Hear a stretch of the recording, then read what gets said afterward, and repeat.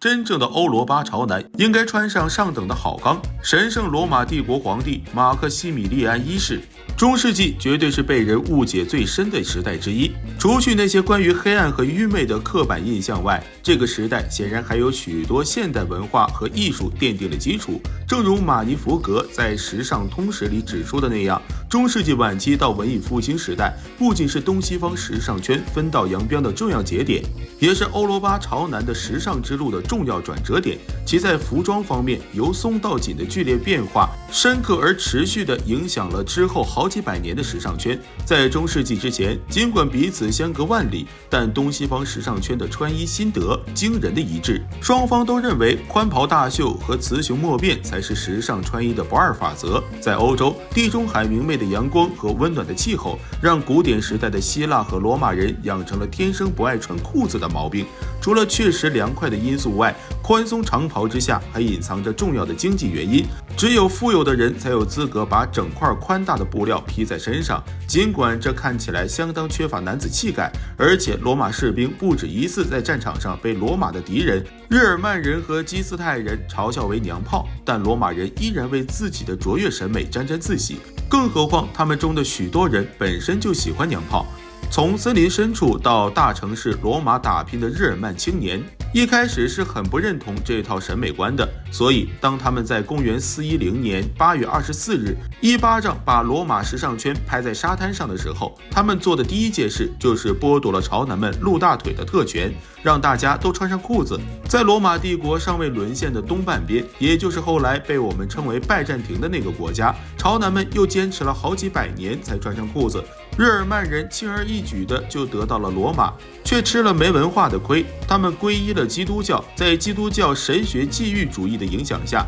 他们认为过于修身和暴露的衣服会显著提高性活动的频率，认为即使在合法夫妻之间，这也是一种罪孽。于是人们普遍穿起了宽松的直线剪裁的长袍，既不显露身体的线条，也不裸露肌肤，男女之间衣服的样式也相差不大。然而现代时尚的雏形已经在战场上悄然形成。当时的骑士和军士普遍装备的锁子甲是由一种由铁环相缀而成的铁甲，它有着贴身和柔软的优点，也有着显著的缺陷。它能有效地防御大多数刀剑的劈砍，但对穿刺伤害的防御能力较差，特别是在十字军东征面对西亚和中东的突厥和阿拉伯人的复合攻时，这一缺陷尤为致命。此外，当骑士把它套在身上的时候，整件锁子甲的重量都会压在骑士的肩膀上。对于第一个缺陷，当时人们的解决方案是在锁子甲下面穿一件具有一定厚度的棉甲，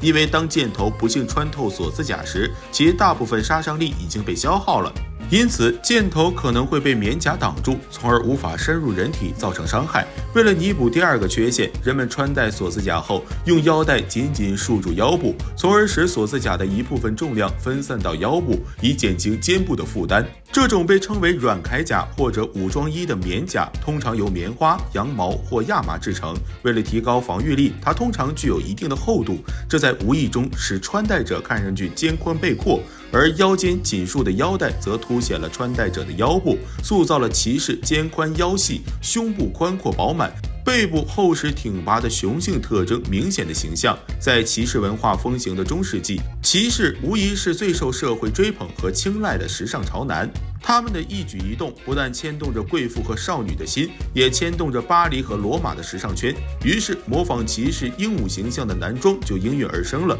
市民阶级的一系列努力对时尚风潮造成了巨大的影响，使得从战场而来的潮流最终又改头换面，传回了战场。14世纪时，欧洲的盔甲工艺出现了巨大进步，随着冶金学、锻造技术、人体工程学和解剖学的发展，原本覆盖在锁子甲上作为加强部件的钢板零件，逐渐变成了包裹全身的独立装甲。于是板甲诞生了。板甲的结构完全参考人体的生理解剖结构，因此穿戴时只有完全贴合人体，才能最大程度地发挥其灵活的优势。早期的板甲设计完全遵循了这一点，穿起来就像一个铁皮人，看起来和时尚着实关系不大。在板甲技术逐渐成熟后，时尚风潮和审美情趣就不可避免地被灌注其中。以15世纪流行的哥特式和米兰式全身板甲为例，肩甲宛如钢铁的三角肌，赋予穿戴者宽阔的肩部，胸甲的前胸部隆起，在胸甲和躯干之间留出一定空间，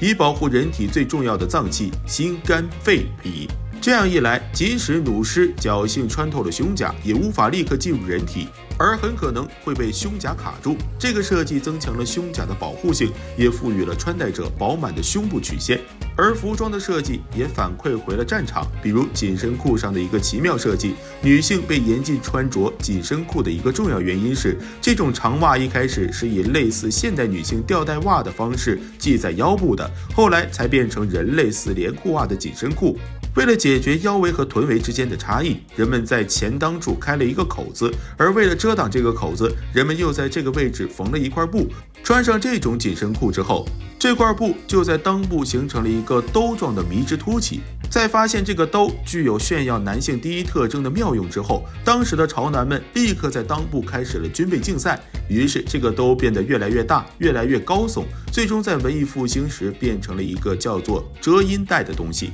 它是一个装有填充物的小口袋，潮男们通常向里面填充羊毛、亚麻和丝绸，获得了尺寸远超正常人类的夸张小兄弟造型。古希腊和罗马时期的潮男们露大腿的传统，意外地在文艺复兴时期得到了恢复，让人不禁感叹时尚圈的风向变幻无常。板甲出现后，遮阴带也被照搬到了板甲上。在为当时那些个性高调的潮男量身定制的高级盔甲上，它被精心设计成各种装饰华丽的钢铁大鸟，不但造型相当逼真，而且用上了当时流行的鎏金银、蚀刻和珐琅掐丝工艺。尽管两位潮男相遇时各自挺着花哨的铁鸟互相打招呼的情形令现代人觉得难堪，但它确实是当时欧洲顶级的时尚界的常态。后世的历史学家一度单纯的误认为这些恶趣味的钢铁大鸟是板甲的护裆，但他们很快就被其夸张的尺寸和造型所惊骇，不得不放弃了这个不靠谱的推测，